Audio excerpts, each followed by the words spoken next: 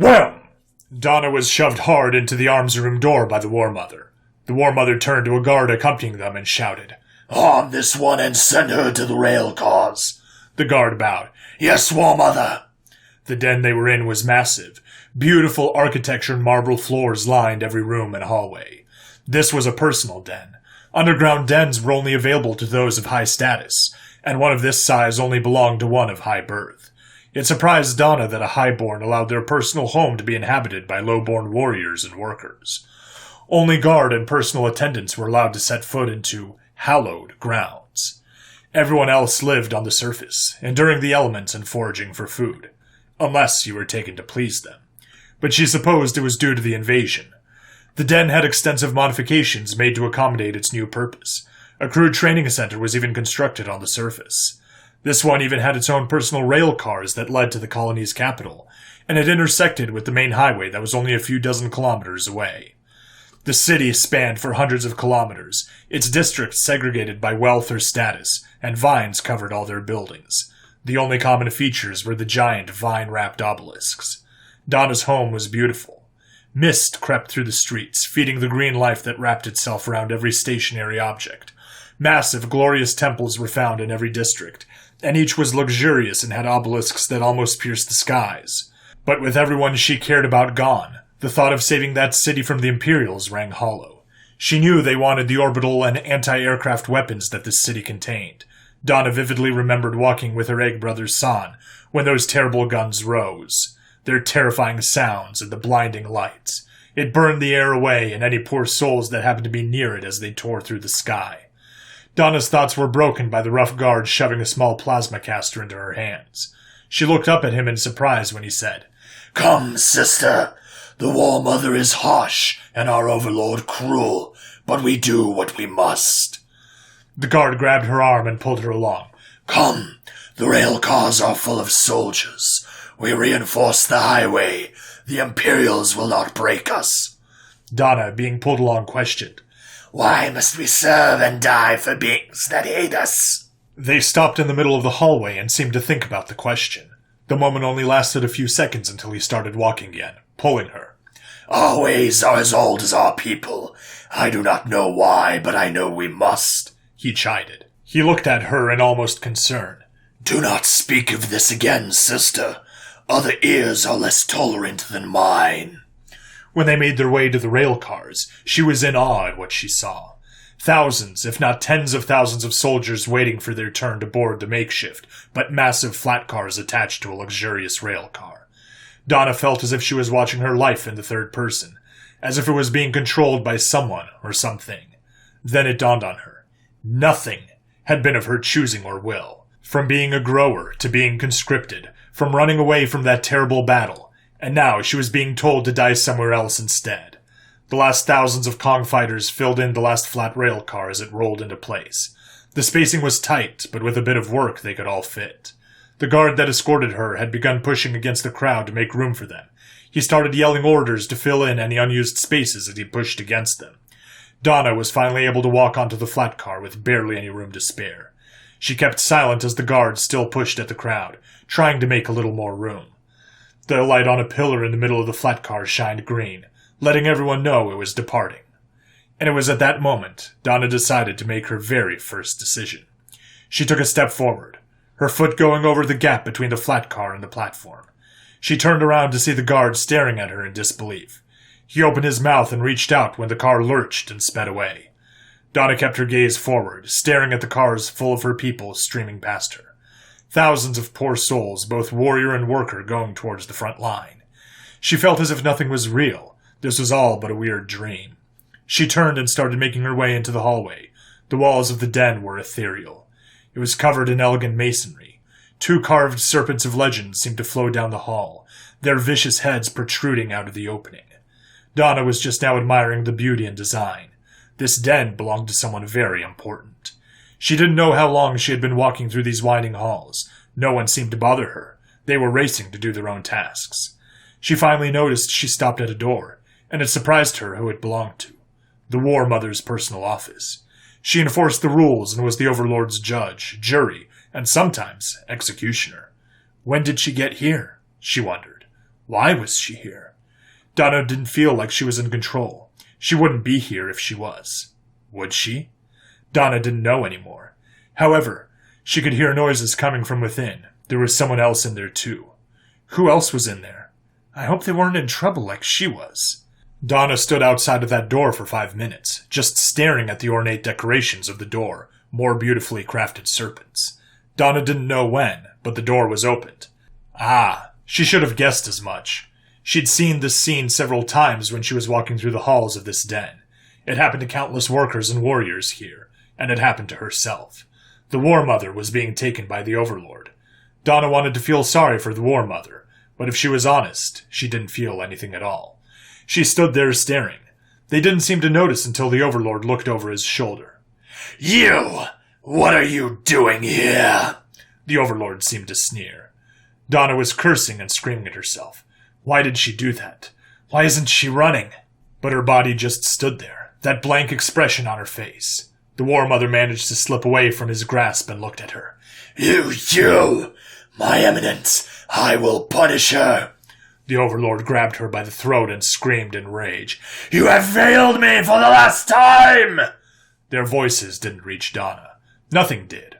Her body wasn't fully conscious of what was happening, or what she was doing. I'll kill you, and then her! As the very large red-scaled Kong started to strangle the War Mother. The War Mother struggled and pleaded. Please! Donna screamed at herself, pleaded, and cried for herself to run. But the only thing that happened was the plasma caster was raised in their direction. Donna immediately calmed down and realized something. She was actually in complete control of herself. She made her second decision. Donna held down the trigger. Her weapon barked to life.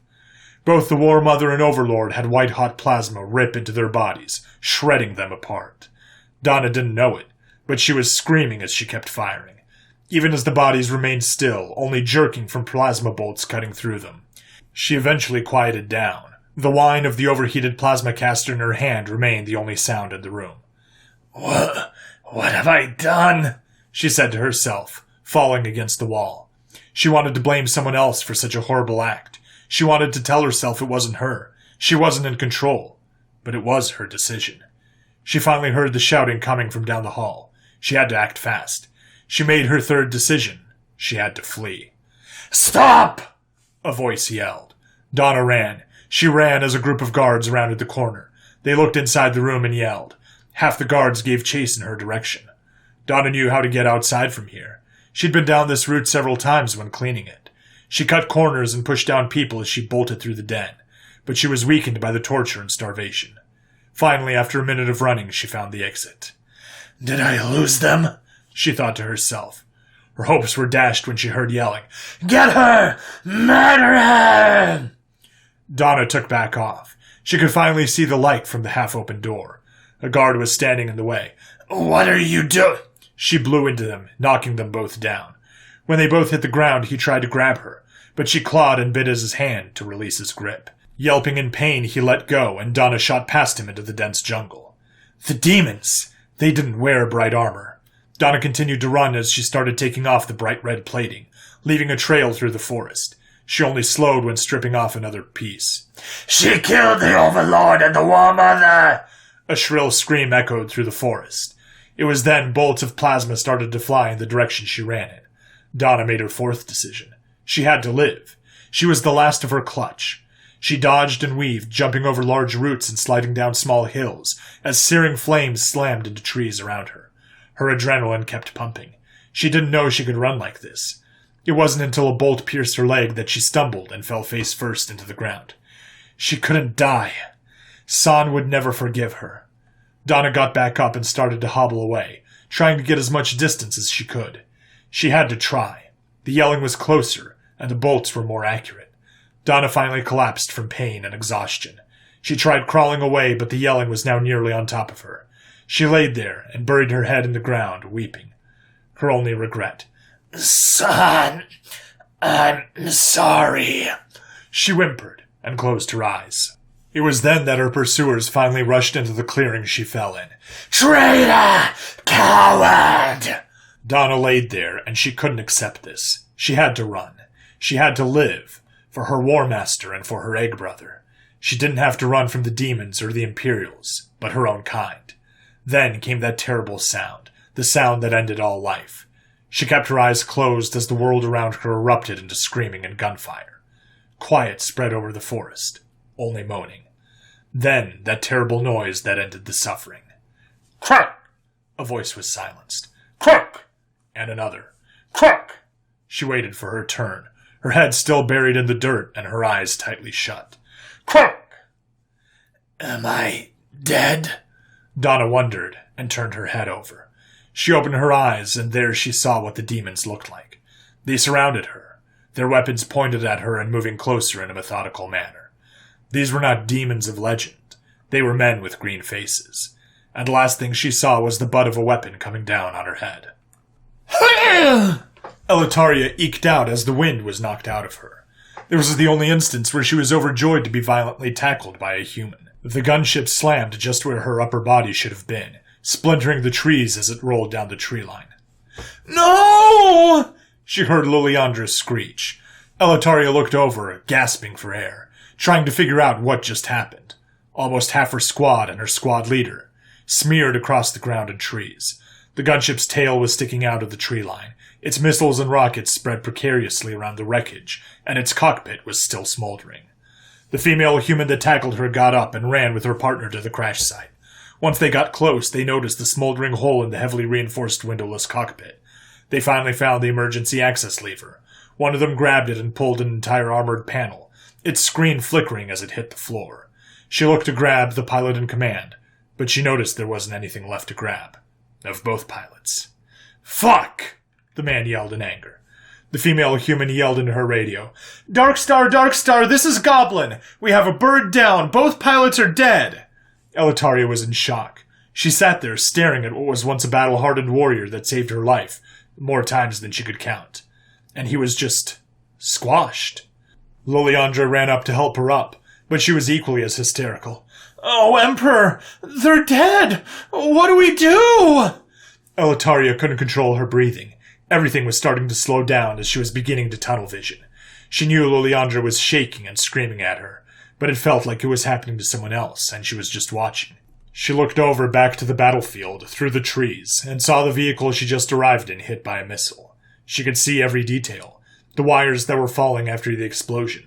She couldn't comprehend it. Weren't they being jammed? How could their missiles be so precise?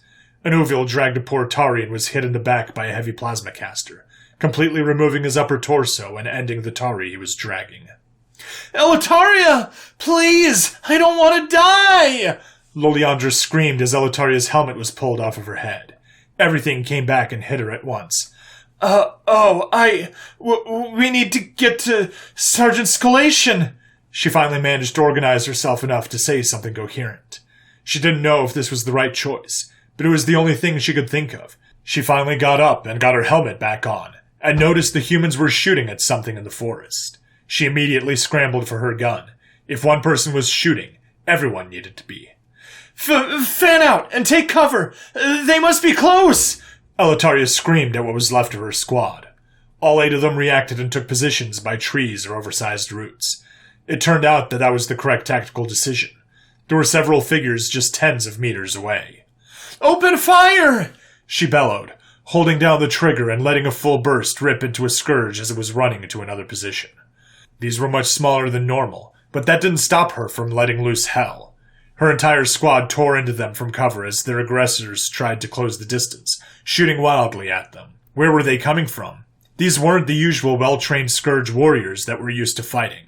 She finished off 3 that were charging her and screamed, Liliandra! Henzix! Vunkari! Move to the wreckage! We need a crossfire! Liliandra, her Uvil squadmate Henzix, and Atari named Vunkari did as they were told, immediately getting up as the humans and the rest of her squad provided covering fire. Liliandra joined the humans as they were fighting their own group of Scourge. She turned around and opened fire at another small charging Scourge, tearing searing holes into his body and face.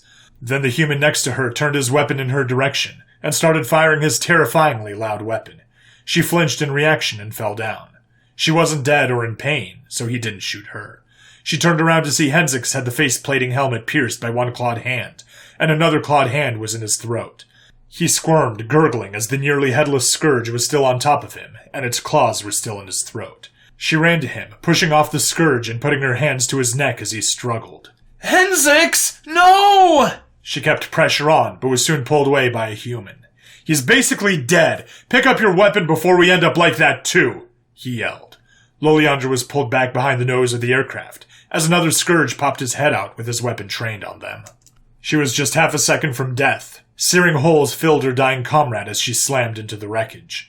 Her other squad mate returned fire, forcing the scourge to take cover. The human that pulled her to safety brought his weapon out and waited for that damned lizard to pop his head up again. And as soon as it brought its head up to shoot another volley, the back of its head exploded. The human grabbed Loliandra's weapon and shoved it in her hands. "You can't fucking save anyone if you're dead!" he yelled at her. "I know it fucking sucks, but you have to make sure you're in the clear before you help anyone," he continued. Loliandra looked at the weapon and her hands as was covered in blood. What the fuck was she doing here? "Get the fuck up and fight or we're all dead!" The human roared as he turned around and continued to fire on the scourge that ran around. Loliandra stumbled to her feet and brought her weapon to bear, fear and anxiety on her face as she started shooting at anything that moved. She held down the trigger as two tried to run across a small clearing, and while still shooting, swept her weapon at a group of them in the distance that was firing in their direction. They wouldn't stop coming. There were dozens of them. They would just pop out of the ground and run at them, firing their weapons. Loliandra noticed a large group moving towards the main body of the squad. She aimed her weapon and opened fire. The group seemed a bit smarter as they dove for cover.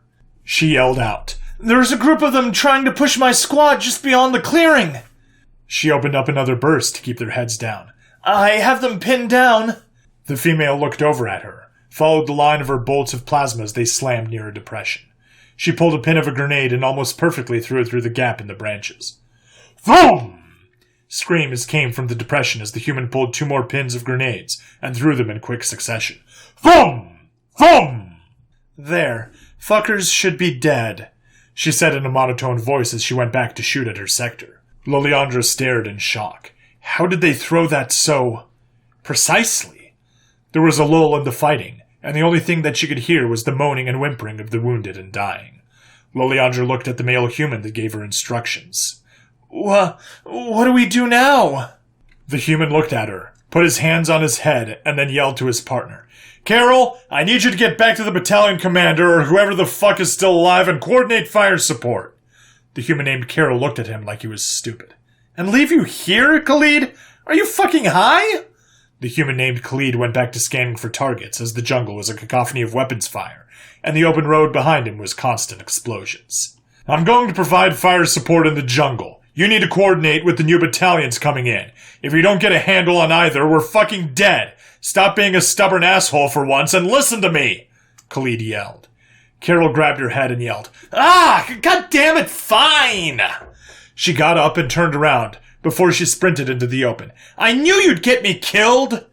Carol waited for a lull in the fight and turned her head back to Khalid. "Fuck you if I die!" and sprinted into the open. Khalid sighed and brought his attention to the scared Tari. "Come, let's find the rest of your squad." Loliandra nodded and stood up to leave. She looked down in sorrow at her friend. She pulled off his identification crest and carefully made their way to her squad. "Friendly!" she shouted as she jumped over a giant root. Her squad looked miserable. Somehow they made it out all alive. Elitaria looked at her and said, "Where's Henzix?" Loliandra looked down and said, "He's gone." Elitaria paused and stared. "How many of us have died in just a short amount of time?" she thought to herself. They were cut off from their platoon and somehow survived a massive wave of scourge. "What do we do now?" Elitaria asked. The entire squad stared at her and Loliandra said, "You're the only surviving NCO. You're in charge." "Fuck," Elitaria said. She was just a corporal. She could barely even think for herself, let alone keep 7 people alive. "We have to link up with the lieutenant," she said, looking further into the jungle, with the sounds of gunfire and explosions. The human popped up and said, "We need to establish a line in the jungle. I can't bring down fire support when there's friendlies and lizards mixed together out there." Elitaria was terrified. How far did they have to go? There were several platoons spread throughout this forsaken jungle, and she didn't know where any of her platoon was. The human gave his eerie smile and said, "Well, shall we go?"